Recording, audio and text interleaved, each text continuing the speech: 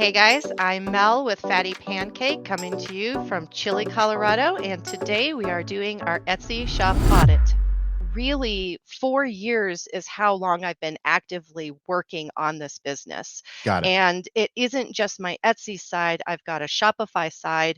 I just started doing wholesale and I've been doing reptile shows. So, just to give you Mm. an idea of like how intense my energy level has been pouring into this. All right, yeah. So I'm excited. We are going to be with Mel, and we're doing Fatty Pancake, which I love the name. I got to hear more about that name, by the way. And then shop age is 5 years old. The niche is reptile owners and enthusiasts. Sticking point: want to focus or what to focus on to grow. Total revenue to date 38 grand, and income goal go full time 70K per year would be the minimum. Does that sound about right, Mel? Yeah, about, yeah. Okay. Okay, good. Because everything that you sent us, I try to put in these little slides, so this way here we have it all down. But I just want to kind We of nailed give it. people a backstory and kind of let people know where we're at. Okay, the first question I have is number one, where does the name come from? It Where was does it name? actually a so Fatty Pancake is pancake. If you're not familiar with bearded dragons, they are kind of like these chubby little Australian lizards that live in the desert. And when they sit on a basking platform, because that's what they need to do in order to digest their food and stuff, they kind of flatten themselves out like a pancake in order to absorb their heat better. So, pancake is kind of like it's just like a cute little term that we use for our lizards. And Fatty Pancake was actually a nickname for a particular bearded dragon that I had who had undergone a surgical operation to remove eggs that were stuck inside of her. And when she had recovered, her skin never really shrank back to size. And so when she sat on her basking platform, she just oozed out like pancake batter, just wider than I've ever seen before. And I just started calling her my little fat pancake, and it just stuck. That So, is and fantastic. I unfortunately, she did pass away the year that Oh, I started the business, and so this is sort of like an immortalization of her. got it. I Yeah. like that. That's a great story, and I never You. would have put all that together. So I'm so glad that you shined a little light on that for us.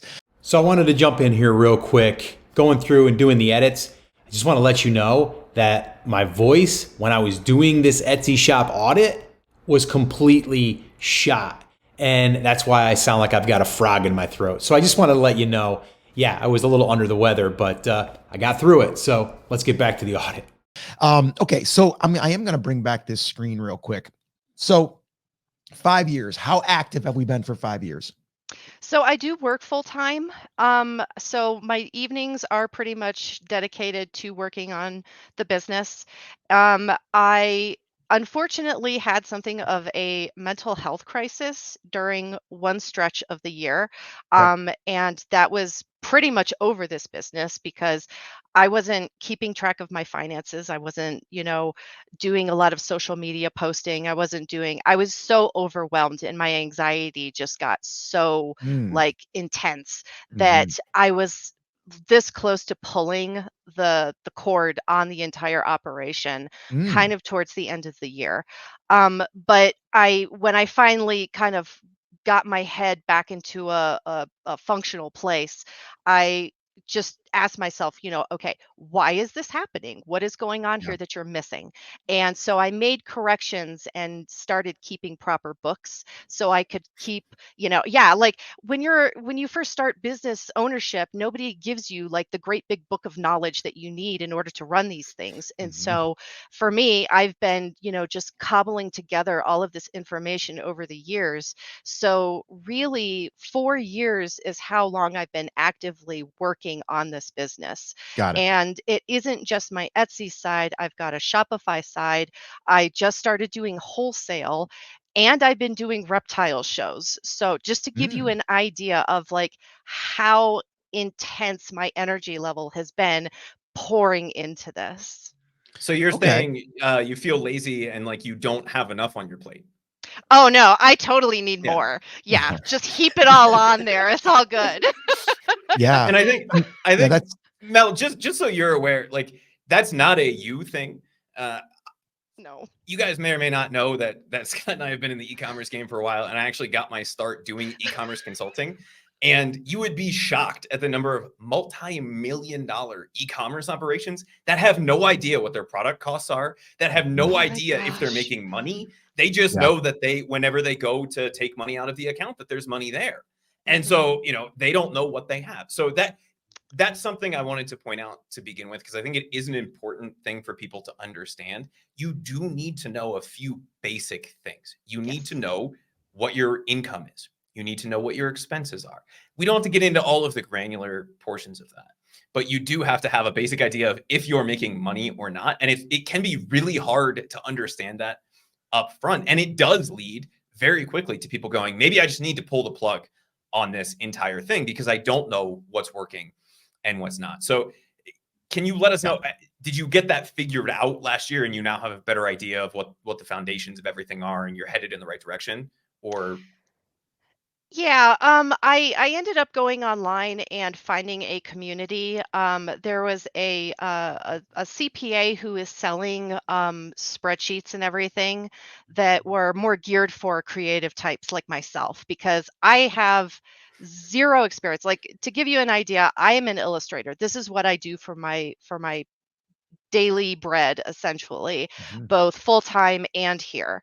So, I don't have any kind of skills for bookkeeping or crafting spreadsheets to make this all work. So I went and I found a gal who's an active CPA, not my CPA, but she crafted all of these spreadsheets for, whatever platform you're working on, Mhm. and there's a Facebook community for it too. So if you great. ever have any kind of questions, you can just go there. Cool. Awesome. Well, I'm glad that you got that figured out. And I know that that can be, I mean, a little story here I'll share with everyone. So this is going back probably 15 to 17 years ago. But my wife and we owned a photography business and, we were doing okay. We're doing probably just about 100 grand a year, which was great back then. It's still great today. But we worked real hard to get there. And then I went ahead and started to dabble in this online thing. And we had a really good year outside of what we were doing with our photography business. And I didn't put any money away for my taxes. And so luckily, well, I say that I had good money in savings. I had more savings than I'd ever had in my life. I had like 20 grand in savings, which I never had that much money in savings in my life up till then. And my accountant calls me and he says, "Hey, are you sitting down?" I'm saying, "Yeah." And he says, "Yeah, you're going to need to pay the government like 20 grand." I'm like, "I am? How is that even possible?" And he's like, "Well, you made this much money and that's how much you have to pay in the government." And I'm like, "Well, that doesn't sound right." And from that day forward, I learned about financing or finances. So I learned my lesson. Luckily, I had the money in the bank, but it wiped me out. I went back to zero. I had to build myself back up again. So that's a real true story that happened to me. And yeah, I never let that happen again though. The reason, Mel, that I went down that rant and wanted to let everybody know that that's not something that's unique to you. But the real core of that question is you said to go full time would be 70,000 a year. And a lot of time when we have these conversations, or even just in the Facebook group over at brandcreators.com/group, if you guys aren't there, go join that, right? People post numbers and they say, oh, I want to make $50,000 this year. Is that $70,000 number your profit, or is that what you need in sales to be able to go That's full time? in order to go full time, and that number is subject to flux. I probably could take like a little bit less than that, but when I calculate mortgage and all of the other bills Sure. that, you have to factor in, especially insurance and everything with that being Oh super yeah. expensive, Yeah. um, eh, I would say it would have to be profit. Yeah. Like it would definitely have to be profit. Hey, real quick, I wanted to give you a little behind the scenes on how these Etsy shop audits even happen. Every single month, Chris Schaefer and we meet and we batch record 3 to 4 of these episodes. Then they get edited and they get posted like the one you're watching right now. But what we decided to do is create what we call our Backstage Pass Club. This is where all of our club members, they get to join us on that recording as we're doing it live. The other cool thing is you're able to ask questions, and you also can get access to the recordings before they ever air, immediately, raw and unedited. You even get all the questions that were asked that you might have missed because, well, maybe you couldn't attend that one live. So if you'd like to be part of our Backstage Pass Club and join our next batch recording session, head on over to brandcreators.com/club or click the link in the description. Now, let's get back to the audit. Okay, cool. So then again, you'd have to work backwards and go, okay, well, how much am I profiting from my products? Then that means how much revenue do you need to make? And then you kind of work it kind of backwards Yes. on that. But okay, well, that's good to know. But again, you're not saying you have to go full time right now. You're saying like you want to work towards that. But right now, the immediate goal would be to be able to, what was the number again, Chris? It was 70,000.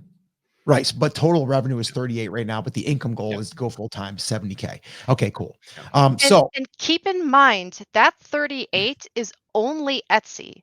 That's not including all of my other income that I've generated from everything else. Okay. And that's great. So I guess the question is like, do you need 70K just from Etsy, or do you need 70K in total? That would be total. I just was kind of throwing a number out there, and I'm Got like, it. overall, and if Etsy is pulling half of that, that would be fantastic. Okay. So And that makes it, yeah. To backwards engineer that number, right? If we're talking about $10 in profit per sale, to get that all from Etsy, we'd be talking about 20 sales a day. Again, somebody fact check my math. Just doing business math on the fly, but that's roughly 36,000. It'd be $72,000 in profit if we're making $10 per sale. And honestly, I think that would probably be my goal, would be to get all of that from Etsy, because then we can make your life a little bit more sane. And if you want to do reptile shows, you can still do reptile shows, or you can just go hang out at the reptile show, right? And you don't have to be on the vendor side of it. So if we can get you a big chunk of that from Etsy, that would be my goal personally. And then the Shopify stuff just adds on to that and adds to the lifestyle and adds to the other things that you want to do. And so I think, Scott, unless you feel differently, that's kind of the lens I would use for this is, can we get there just with Etsy and make Mel's life a little bit more sane? And if she wants to take some of those other things off of her plate, then she can. If she likes doing all of it, totally fine. So the question is this, and this is where we're going to get into the meat of it. Chris, bring up the shop and let's take a look and see what we got to work with. And then we can see if it's even possible to get to where we want to go from Etsy in the niche that you're in. Yeah. So I think, I mean, all this looks good. I'm not going to go through and talk about the banner looks good. Your logo looks good. Your picture looks good. Like all the main stuff that I look for looks good. The one thing I would say on the left-hand side on your categories, I would definitely make sure that those were more direct on, cause they do show up, or they do help you in search. But they all, not even just search it. It helps your shop to be known for what it is. And when people come to your shop, yes, they can see decals, they can see hoodies, but wouldn't it be better to say like reptile hoodies, right? Like something like that. So I would try to label them a little bit more specific. Okay. Is that going to give you a huge uplift? No, but it's going to me, it makes it just a little bit more search friendly. And again, there's been people that have said, well, it doesn't really show up in search. Maybe not, but it might help to show Etsy that this shop is dedicated to this niche in this topic. So that would just be one thing. Okay. So what would you say right now is your top seller or sellers? So the decals are definitely some of my top sellers because a lot of people, they're customizable. So people can get their animals' names printed on them or whatever they want. And those are done in-house. I've got a lot of equipment that I can do some of my production in the house. The leopard gecko, the crested gecko, ball python, and the bearded dragon, the blue tongue skink is typically the top seller. Okay. My decal collection is constantly expanding because this is just a personal goal of mine, is just to have the largest reptile collection of vinyl decals on the internet. That's Okay. kind of like a goal of mine. Okay. And I've got over 100 now, and I'm still adding more because I'll always have somebody out there who says, "Do you have this species?" And I'm like, "I've never even heard of this species." So no, it's going on the to-do Okay. list. Okay. Okay. I like that. Okay. And then so on these, now these are stickers for the like the car and stuff. Yes. Okay. How much are we selling them for right now? So it's $5 if you're just doing like a simple color, and then it's an additional dollar if you want it customized. Okay. I think we could increase the dollar. Yeah. Yeah, for sure. Yeah, So 100%. I try and make this stuff like super affordable for people because I know a lot of folks who are in this community, they have to like spend wisely.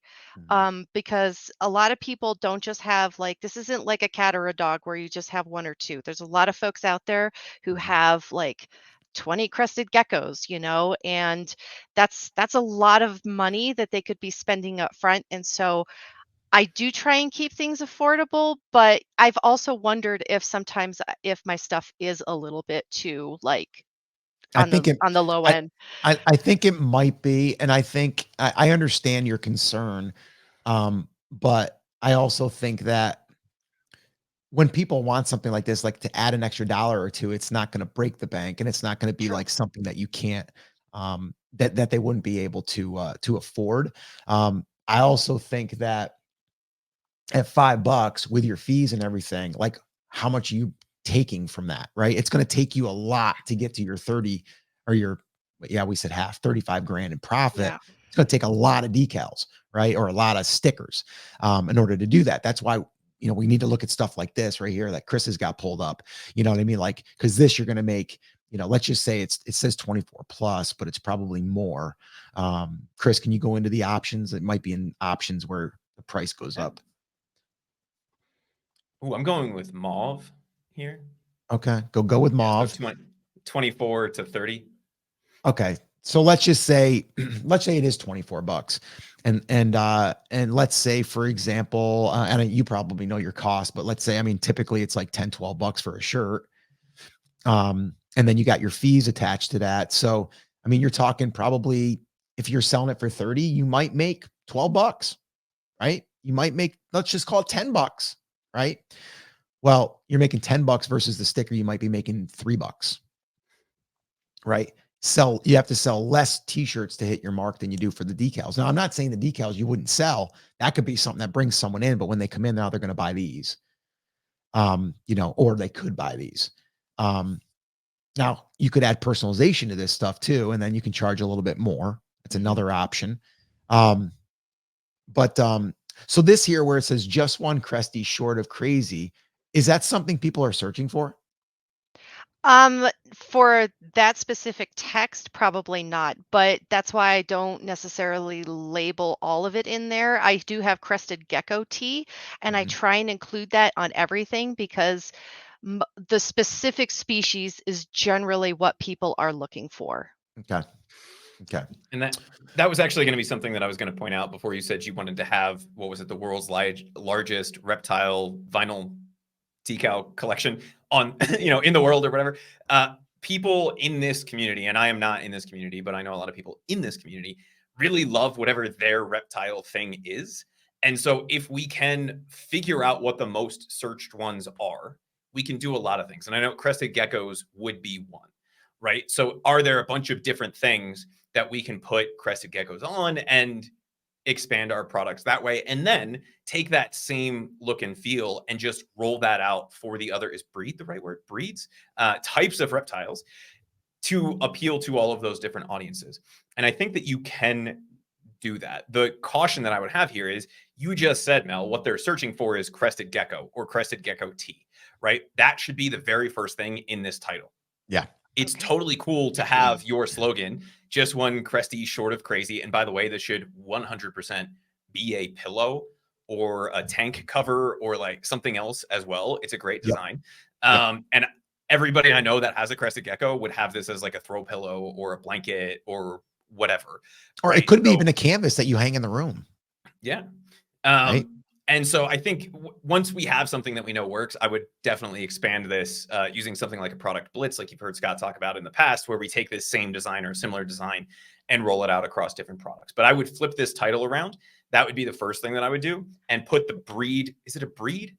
Breed? Species. The type species, right?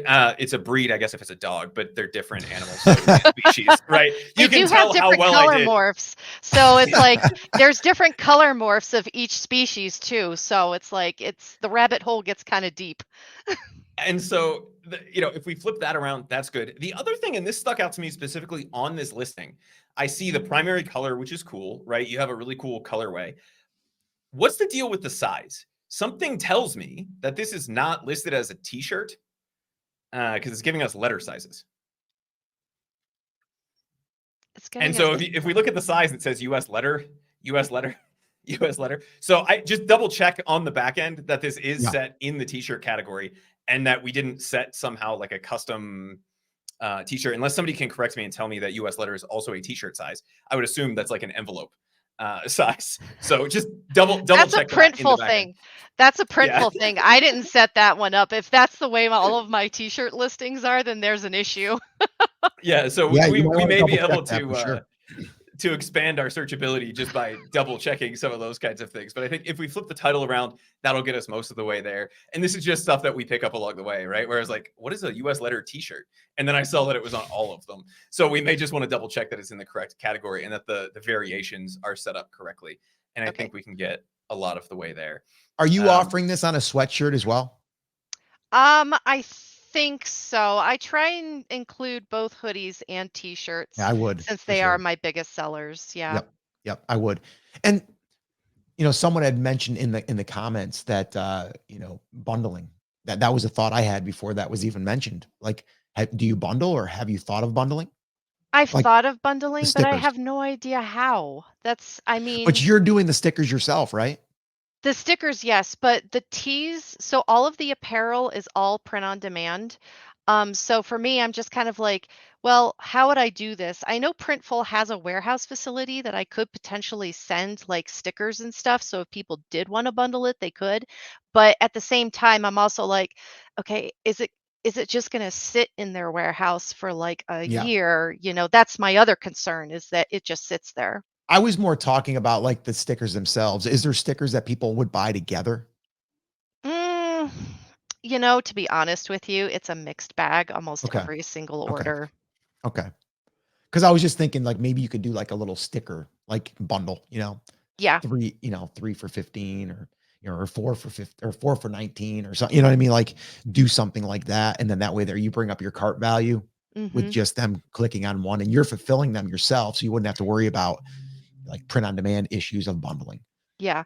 you I know? do have like sticker packs that I've been working on. This is also kind of like in parallel with the wholesale stuff, Okay. just because that stuff is getting put onto an actual shelf. So it's getting, tagged and bagged essentially. So it's like Sure. product ready. And that's something that I do intend on posting in the near future. That's been on my to-do list for ages now. Okay. What would you say like right now, like you're focusing most of your time on? Oh my gosh. I mean,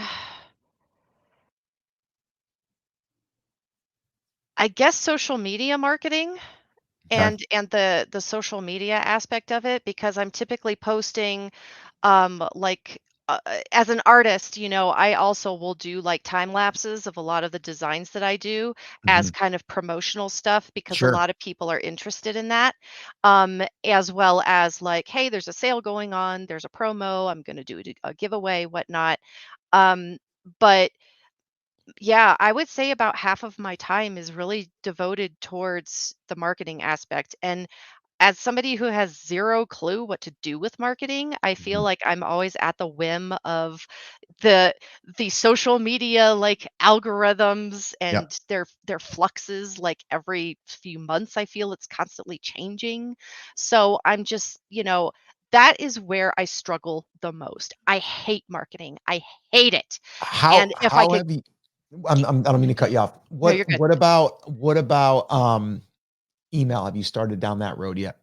I did actually. I 5 years in, and I just started doing email marketing like 2 months ago Okay. because I Hey, felt like better it's an now than never. opportunity. Yeah, you're right. It is, but I'm still just like I had a whole bunch of other people that when I first started, I thought that Shopify, because I only started it on Shopify. I have not done it on Etsy because Etsy system Yep. natively does not allow it. Yep. And now with their new changes, that makes Yep. it just a little bit more difficult. But kind of going back to the Shopify thing, um, I don't know what happened, but I have acquired a lot of customers over the years who were subscribed, I guess, to a newsletter. But I noticed when I launched my newsletters, they weren't sending it to all of them. They were only sending it up to, I want to say, the last year or so of Mm. customers,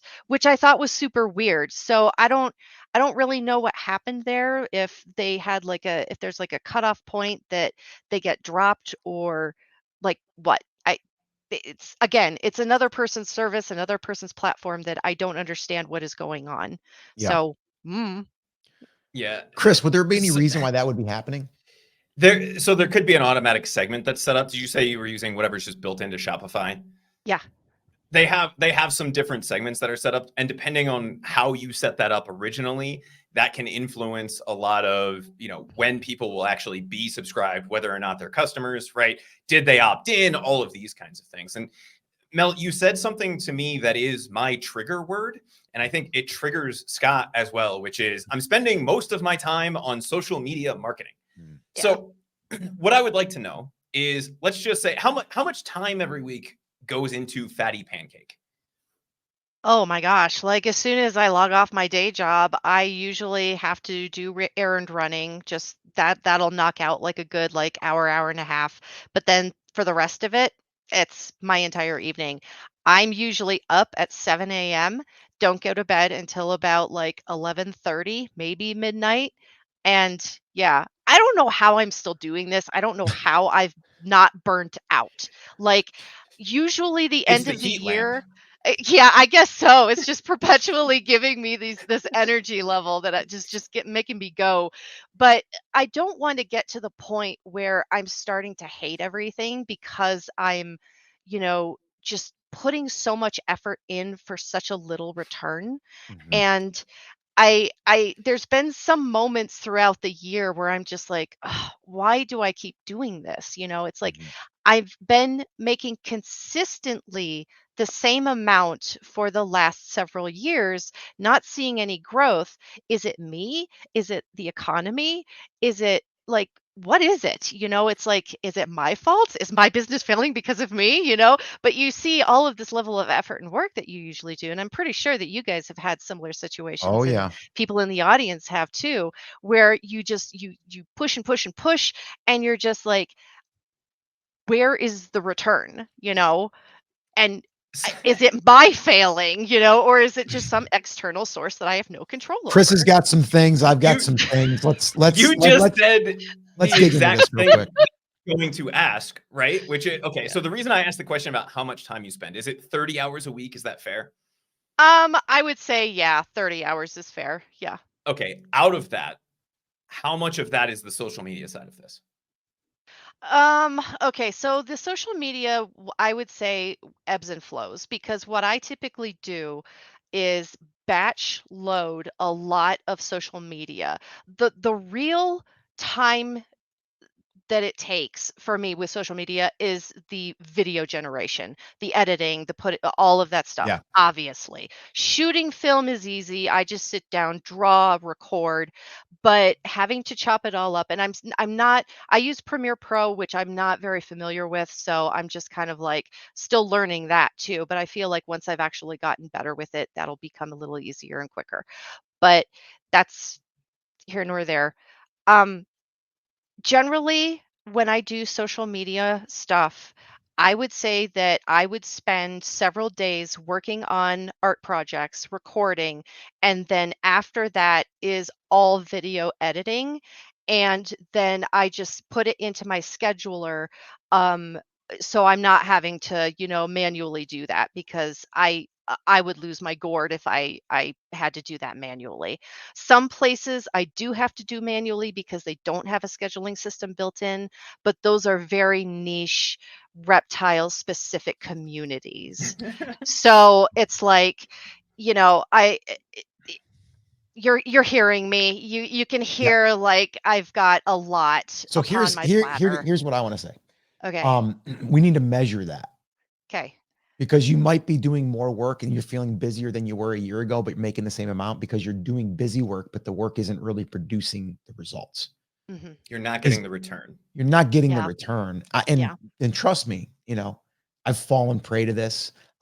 Even just like last year, I went, all in on YouTube. And now this year, I'm restructuring that because I saw some upside, and then I saw the stuff that I was doing, like YouTube Shorts, for example. Like we really didn't see a lot of return, but we were doing them, right? So we cut them out, done, right? We usually test for like 60 days, and then if something isn't working, and the numbers are not going to lie. So my question to you would be like, how are you measuring this, right? By likes, by views? Because that's not what matters. What matters is how many people actually clicked on the link to go over to your shop. Or better than that, if you're doing all this social media, you should have something where someone can go and give you their email address. And then that's going to say, okay, I put out all this work that you did. You got views, you got likes, great, but likes don't equal They don't anything in the bank transfer. account. Yeah. Okay. So we need to look at that and go, I did all this work. What did I get from it? I got 40 website visits. Holy crap. So I just worked all that time for 40 website clicks to my website, which I don't even know if they converted to a sale. Right. So That I I think, can track though. what's that? So that I can track though. So if somebody does say they're a member of my Instagram page, if they Right. go to my website and they purchase something like right then and there, they see something, then when their order comes up, Mhm. there's a little like box that Yeah. tells me their conversion rate, Because you which use is the link really probably awesome. inside of Shopify. Yes. Yeah, Yeah. So that's and trackable. Shopify will track that for you. Unfortunately, Etsy didn't. Now with Share and Save, that will work for people who are Etsy only. Yeah. The question that I would have, Mel, is when you look at that report and inside of Shopify, you should be able to see it by channel. So you would see Instagram, whatever, and you don't have to have this answer. This is just the exercise that we would be going through, right? If Yeah. Fatty Pancake is my shop, the first thing I'm doing after I get off of this audit is I'm looking at that and I'm saying, is the money I'm earning on Instagram worth the time that I'm spending editing all of the video, all of these things that go into creating the post? And it's very easy to say, okay, well, I just schedule it out. And then we kind of forget about it until we have to go and create all of the content to Yeah. schedule it out again Yeah. next month. And so if you're not getting the return on that time, yes, there is some benefit for you as an artist to say, I'm still going to record this and log this. But is there a better use of that time to get you closer to that $70,000 a year goal right now? Mhm. And if we can get you there, then we can get you to 100 and we can pay for somebody to edit that for you. And you can still put out the content that you want to put out as the artist and Yeah. not have to deal with it and focus on the things that actually grow the business. So I I think love that you said that. Sorry, go ahead. Go ahead and finish it, because I want to bounce in and I want to say something. yeah, all I was going to say is I think this is a mistake a lot of business owners make where they say, I have to do all of these things. And it happens all the time with social media. And if we're not paying attention to the things that actually generate return on investment, and in this case, return on time, then we can get bogged down in all of these things. And if your goal is to make this your full-time thing, we have to focus our time, energy, and effort on the thing that's going to bring us that return.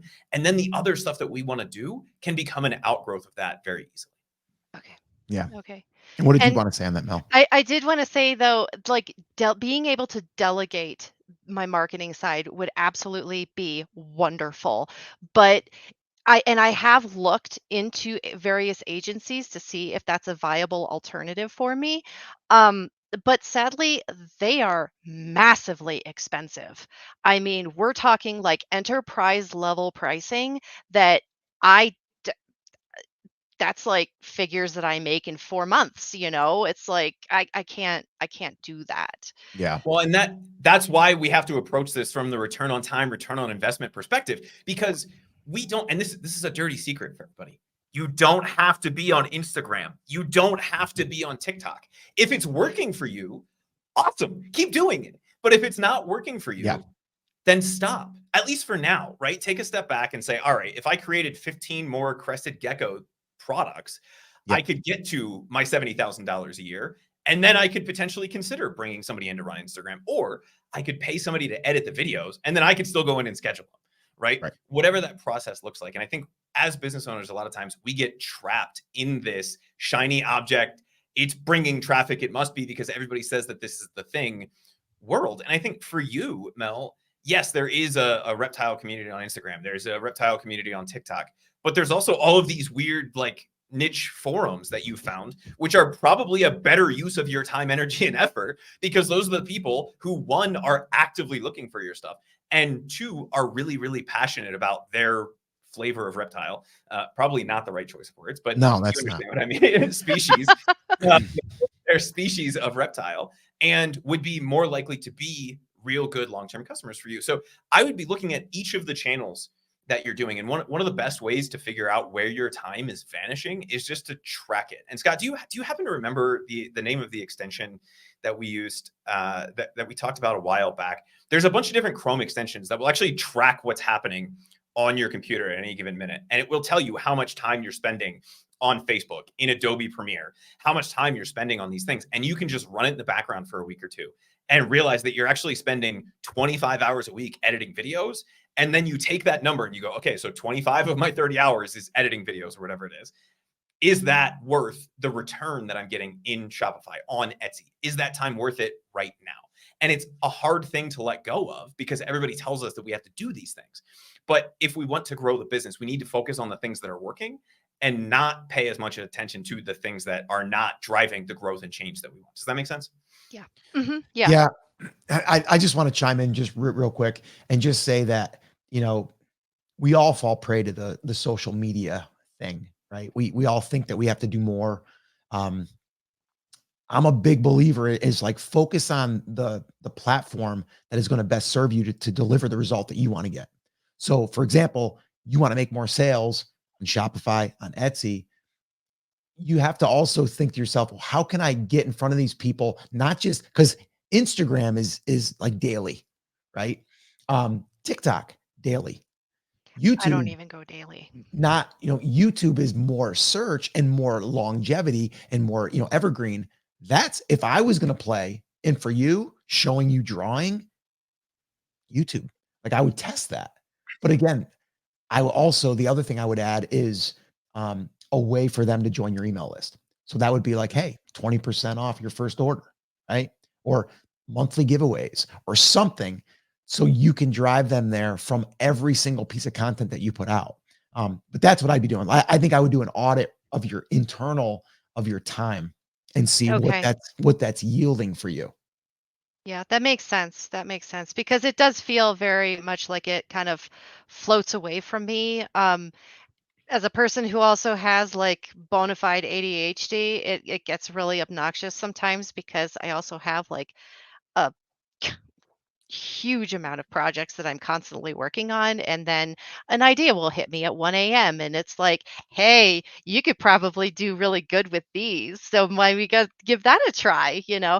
And it's so difficult to keep focused because it's like that artistic part of my brain is like, Yeah. no, you gotta go do it, you know? It's the And then the creative. logic Yeah. part is like, you still have listings that you haven't fixed for like 6 months. You need to get in there and do that, you know? And I'm just like, Yeah. no, but the fun, you know? Yeah. Yeah. Mel, as a kid, that's called ADHD. As an adult, that's called being an entrepreneur.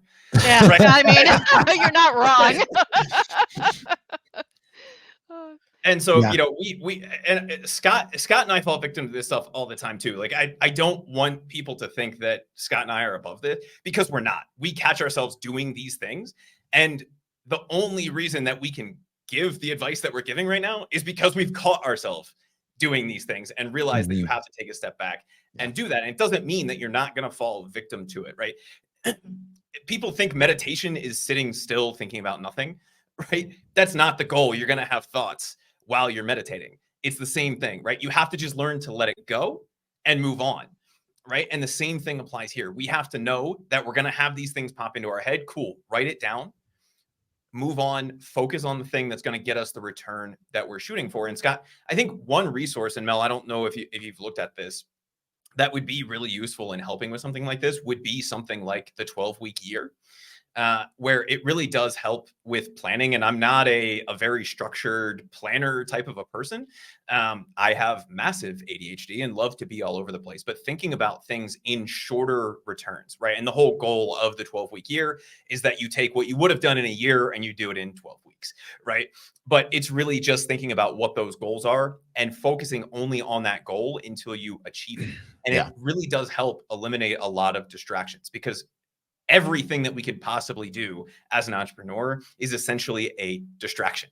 And if we can focus on saying, what's working in my Etsy shop right now? What's working in my Shopify? Potentially what's working on my social media. And we can figure out what those things are. Then you can set the plan to move forward to say, hey, I know that if I create 5 more Crested Gecko listings this month, that I'm going to create $2,000 more in revenue. Okay. Does social media get me that return? No, it's going to get me 500. Awesome. Does email marketing get me that return? Yes, potentially. All right. So then those are the 2 things that we're going to focus on. And if we can figure out what's really working in your shop, figure out how to expand the number of products that we offer without taking up more of your time. So looking at some of the print on demand things, looking at repurposing some of the designs, then we're much more easily able to say, all right, here's the goal. The goal is to get to $70,000 in profit, which is roughly 20 sales a day, right? Given $10 in profit per sale. What are the steps that I need to take to get from where I am now to that? So I'm getting 2 sales a day. That means I need to 10x. What is the fastest way for me to get there? Is it launching more products? Is it doubling down on social media? Maybe it is. We'd have to look at the numbers to know. I doubt it, but maybe it is, right? Is it just focusing on really mastering email marketing? What is that thing that can get me most of the way to that goal? And focus on that religiously for the next 10 to 12 weeks, and you'll be shocked at the results. I'll definitely look into that because I've never heard of that before. And It's a great book. okay, Yep. for sure. It's Definitely the will look 12-week into it. year. Yeah. 12-week year. Yeah. So quick question for you then. So I know that the social media aspect is kind of its own animal. So in terms of like the product, just focusing on Etsy, because I kind of scrambled this by throwing in my Shopify stuff. So I do apologize for that. That's okay. But so in terms of the Etsy like shop by itself, do you think it's like possible to still grow with this? I mean, to me it just feels like I said before, I'm not sure if it's the economy or if it's just maybe I'm not advertising enough. I believe my budget for Etsy ads is like $5 a day or That's something okay. right now. So I'm not sure like what is an average that people are spending for ads, or Well, or at least just to try it for a short I period. think that's the wrong question. The Okay. question is, what is the right budget for you? And so if you're spending $5, are we spending all of that budget? And what is the return on that? Right? Those Okay. are the 2 questions that we would have to ask. If we're not spending all of that budget, that tells us that we probably have a demand issue, meaning we need to launch more products. We need to focus on changing our titles around so that the breed comes first, like we have on the hoodies, and not later on, like we have on some of the pillows or, whatever it is, right? If we are spending that budget and we're not getting the return that we want, then we have a conversion rate problem. So typically, and again, it would depend on your margins, but if we have a 30% margin, then we would want to have a 3-to-1 or higher return on that $5, meaning we're making $15 in sales for every $5 that we're spending, right? As your margins increase, obviously that number can go down. If you have 50% margins, you could spend 2-to-1, and that would be kind of your break-even point, right? If we're not hitting that, then we potentially have a conversion rate issue or a traffic mismatch issue, meaning our ads are being shown, but they're not the right people for the listing, or our listing doesn't meet the expectations. So if you're spending that $5 and you're not getting that return, those are the two places we need to look. We need to look at trimming out some of the keywords or changing the listings, looking at the photos, figuring out why people who are typing in crested gecko t-shirt click on it and don't buy my crested gecko t-shirt, right? That would be where we focus it. If we are getting the return that we want and we're spending the $5, then we increase it until either we're not spending the entire budget or we're not getting the return that we want. And then we just go back through that process all over again. Does that make sense? Yeah. Mm-hmm. Okay. Yeah, I would wrap this up and say that it does come down to like the products that you have, they might not have enough demand, or maybe they do, but you're not getting enough attention, with the Etsy ads because you're not spending enough or whatever. But I would say, again, to test it is you look at your budget, just like Chris said, see how many impressions you're getting per day. That'll tell you, because that if you're getting an impression means that it was displayed in the feed. But it really, to me, is about adding more products that have Okay. demand that are going to bring people into the shop. Like that's Okay. what I'd be focusing on. Like I'd put social media off a little bit and I'd focus more here and build out that catalog of products Okay. that are getting more demand. Okay. Like that's where the money is, right? Like And also looking honestly. at pricing, Yeah. right? Yeah. Yeah. So That's another thing I marked down. So Yeah. Yeah. that is a big hurdle for a lot of people because, and Yep. Mel, you even said, you're like, I'm worried that they won't buy it because they have, 20 crested geckos to take care of or whatever. But if we can increase your margin there by even $1 or $2, and somebody, one of the backstage members had said, $7.50 makes a lot of sense, plus $2.50 for customization. That takes you to $10 if they want a totally customized one. Then you are actually getting paid for the time that you're putting into that, because you do have time that goes into that. And that right now is an unpaid, unrealized resource. And again, because you're doing all of these things, it might not feel like that. And even if it takes you 2 minutes to customize that piece of vinyl, that time has to be worth something to you. Yeah. So I would look at increasing your margins on some of those kinds of things and really rolling out as many designs across different, I'm going to get it right this time, species as you can in this market. And I think there is just, and again, I'm not doing a deep dive into reptiles, right? But looking at what you have here, there are more than enough people interested just in crested geckos that if we have a variety of products that they would be interested in buying, that you're going to pick up some of those sales. And if you can get them in on the vinyl, awesome. If you can get them in on the hoodie, awesome. If you can get them in on the I love my sticky pillow, whatever it is, right? They're going to come in. And then when they have the time, energy, effort, and capital, they'll come in and buy the other thing, right? So they'll come in on the vinyl, and then their husband, wife, significant other knows that they love their crested gecko more than anything. They know where they got the vinyl from. They're going to come buy them the sweatshirt or the pillow for Christmas. And so if we can expand the product line, find the designs that are working, and then just repurpose that across as many species as possible, you're going to be able to exponentially expand this without a lot of work, and then be able to come back and look at the numbers and say, hey, it's really worth my time to just look at crested geckos and bearded dragons for now. Mm-hmm. I want to have this full vinyl collection. Awesome. But to get to my goal first, I need to focus just on these two species. You'll start to see that play out very quickly with the numbers. Okay. I got one thing I want to add. I did a little research before we got on and I wanted to share this. I found a little product that I was kind of blown away by that could totally work for you. Chris, type in, and maybe you've heard of this, Mel, the bearded shrimp. Have you heard of that store? The bearded shrimp. Is No. it an Etsy shop, Scott? Yep, Etsy shop. And there's a product in there that is being personalized for a reptile aquarium. Okay. And they're selling quite a few of them. Chris, if you let me pull that up. Yeah, there you go. So they've got like I love this logo, by the way. Yeah. They've got 8,200 sales. And if you go to Chris, maybe even just run Everbee on it, and then you'll pull up the best products and you'll find their top product. It's pretty interesting. Yeah, right there, right at the name top. sign. Yep. Winnie lives here. Okay. Now look at how many sales. Slide over. That's monthly sale. That's 85.